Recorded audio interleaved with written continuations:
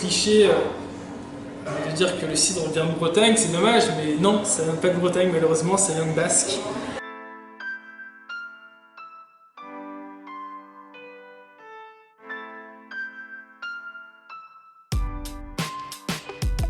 Tristan Rombaud, j'ai 22 ans, je suis dans la restauration depuis l'âge de 14 ans. J'ai commencé par un boucher, charcutier traiteur.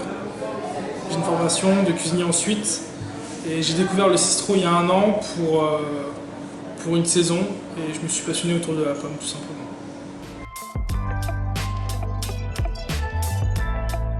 Et tout simplement sur une saison l'année dernière. Donc voilà, j'étais en cuisine, il avait besoin d'un cuisinier.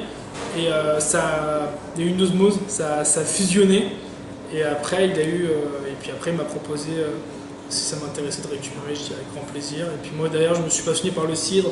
Je lisais des bouquins à base de pommes et tout. Et c'était vraiment intéressant. Et je trouve que c'est une boisson aujourd'hui qui a vraiment une place sur une table, honnêtement. Même si c'est dur.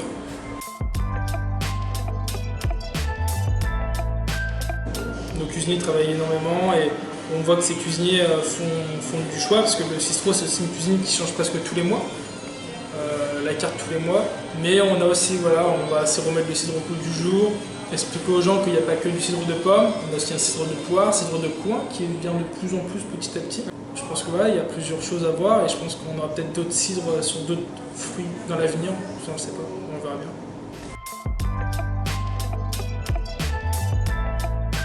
Ce que j'aime beaucoup dans les cidreries, c'est le côté où on a beaucoup Instagram en fait, par rapport aux vignerons, ce qui est marrant, parce qu'il y a peu de vignerons sur Instagram et je trouve qu'il y a énormément de cidriers sur Instagram et soit on nous contacte, soit je les contacte, après via par les cidriers tout simplement, ça c'est marrant, et puis après on goûte, on échange, tout simplement. Je trouve ça impressionnant, c'est ça qui m'a impressionné vraiment. Instagram et la cidrerie. Oufissime, j'ai jamais un monde, pourtant j'étais dans plusieurs mondes, la cuisine, la boucherie, jamais autant on s'est développé les cidriers quoi. Et c'est ça qui m'a vraiment marqué quand j'ai commencé à fouiller un peu sur Instagram et tu te dis t'as contacté lui, puis il t'envoie vers lui, et je trouve ça vachement joli. Et en fait ce que j'aime beaucoup dans le monde de la cidrerie c'est que tout le monde est ami, il n'y a pas de ouais va pas voir lui, va pas voir lui, c'est beaucoup de ouais, contacte-lui, tu vas voir avec lui, passe par moi et tout. Moi j'aime beaucoup l'échange surtout, l'échange, c'est important je trouve. Mais après ce qui c'est bien à Quimper, c'est qu'on est quand même sur la première râpée de Cornouailles. Faut pas oublier Hervé Seznec, meneur de Quinquis, il faut le mettre en avant parce que c'est quand même un très bon cidre. Et c'est l'un des plus vieux râpés de Cornouailles de France. Non, on n'a pas que des Bretons, on a aussi des Normands, on a aussi quelques étrangers de plus en plus. Et on commence à bien sélectionner, on va arriver je pense entre 90 et 100 d'ici au mois de décembre. Je pense que l'évolution qui était la plus marquante, ma première base quand je suis arrivé ici après le confinement, c'est de faire évoluer la cave. Et la cave aujourd'hui, elle est très très bien évoluée, les gens passent la journée, le soir, le midi pour acheter juste une bouteille ou des bouteilles pour offrir. Et je pense que les gens aiment bien avoir de plus en plus de références parce qu'avoir plus de références, c'est toucher le plus grand nombre de personnes. Et il y a beaucoup de gens à Quimper qui commencent à s'intéresser à la cidrologie. Et même il y a des gens qui me demandent est-ce qu'il y aura des dégustations. Et ça c'est prévu dans les mois à venir. J'ai voulu mettre les accords mes cidres avec... on a voulu mettre ça en place. Je les ai enlevés parce qu'en fait je remarquais beaucoup qu'imposer son idée au niveau de l'accord mets, c'est assez compliqué.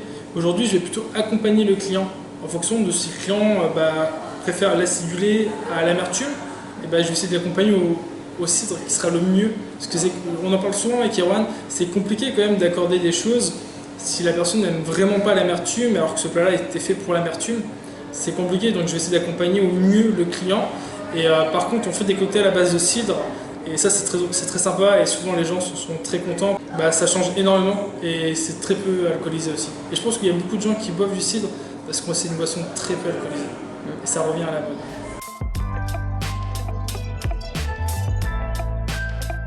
Non, c'est faux.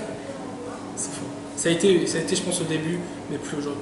Non, plus aujourd'hui. Et puis moi les garçons qui viennent, ils vont boire des cidres à base doublon, des cidres vieillis pendant 6 mois en fût de Calvados ou en fût de chêne.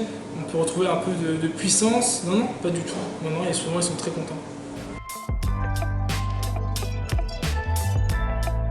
La première découverte que j'ai faite, ça a été la maison des Roux, le demi-sec, un nez fermier et un nez qui n'est pas du tout le goût.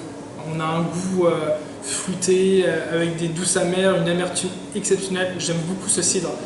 La deuxième maison que j'ai découverte, qui était très gentille, le Golfe du Morbihan, ils ont tous des références qui ont rien à voir et tous extraordinaires.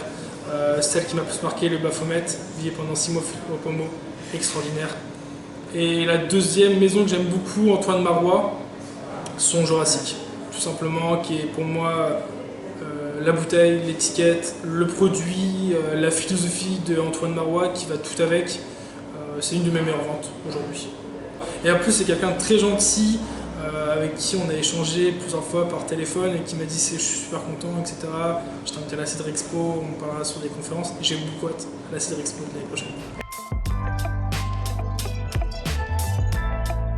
Je pense que le cidre aujourd'hui, il a une image de cidre de ferme, honnêtement. Je pense que c'est bien de garder cette image pour certains cidriers, mais il y a aussi certains cidriers qui veulent voir autre chose et expliquer aux clients que déjà cidre, c'est une boisson, qu'aujourd'hui on a un poiré qui s'appelle cidre de poire, on a aussi un cidre de coin et cidre de pomme. Le cliché de dire que le cidre vient de Bretagne, c'est dommage, mais non, ça vient pas de Bretagne malheureusement, ça vient de Basque. Et c'est vrai, moi j'ai lu des livres aujourd'hui sur ça, alors, maintenant l'origine est peut-être basque, mais on peut avoir aussi des cidres bretons et normands. Et maintenant après ce qui est bien, c'est qu'on explique aux gens que voilà, en basque on a plutôt des pommes acidulées, qu'en Normandie on aura plutôt des pommes amères, et qu'en Bretagne on aura plutôt des pommes sucrées. Alors ça peut vraiment dire, hein, c'est un ensemble.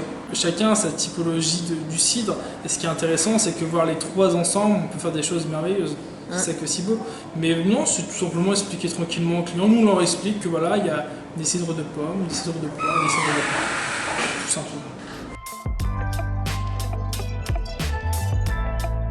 simplement. Bizarrement, moi j'ai un gros coup de cœur aujourd'hui pour les personnes féminines. C'est comme le poiret de chez Christian Moisan. Pour moi, qui est l'un des plus beaux produits que j'ai goûté à l'heure actuelle dans la cidrologie. C'est ce que j'ai pu goûter. Surtout que le monsieur est attachant, en plus Christian est très attachant, malgré qu'il arrête sa production, ce qu'il faut le dire aujourd'hui, c'est officiel, il arrête sa production. Mais pour moi c'est un très très beau produit. Honnêtement, le poiret de chez Christian Moisan, on est vraiment sur la gourmandise, le côté sucré, des bulles très fines.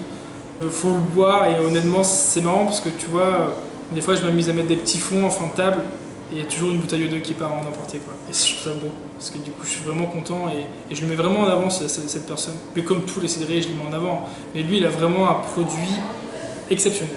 J'en ai jamais bu d'autres de ce type de produit quoi.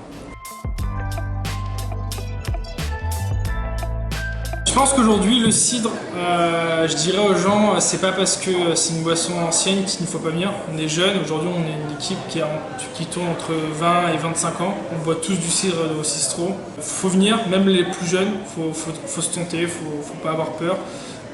Aujourd'hui on a plein de maisons en France, on a Brest Café, la cidrerie, d'autres maisons sur Paris, je connais pas non plus les noms tous.